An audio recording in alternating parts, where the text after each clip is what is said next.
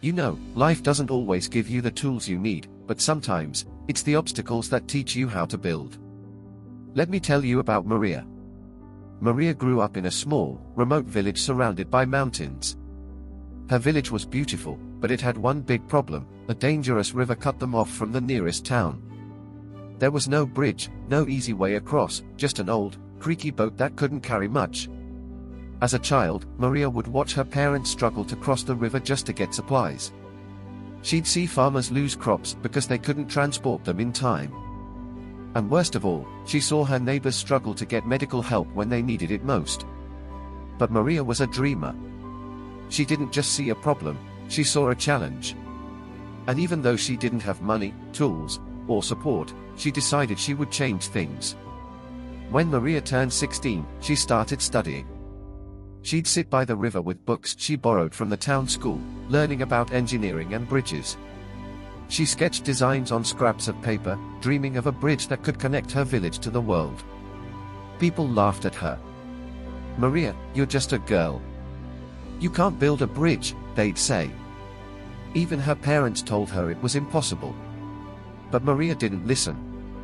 Every day after school, she collected wood and stones from the riverbank. She practiced tying ropes and building small models, testing them over and over until they worked. One day, the village elder noticed Maria working tirelessly. Curious, he asked, "Why are you wasting your time on this?" Maria looked up and said, "Because if no one builds this bridge, we'll always be stuck." The elder was moved by her determination and decided to help.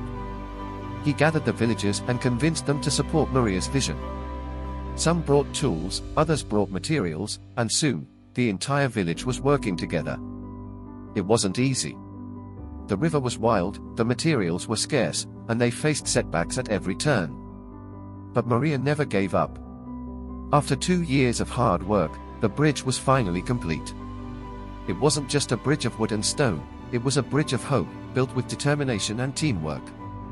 For the first time, the villagers could cross the river safely. Farmers could sell their crops in town. Kids could go to school without fear. And people could get the medical help they needed, no matter the time of year. Maria's bridge didn't just connect the village to the town, it connected them to opportunities they never thought possible. And it all started because one young girl refused to accept impossible as an answer.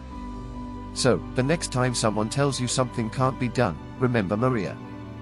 Sometimes, the tools you need aren't given to you, you create them yourself.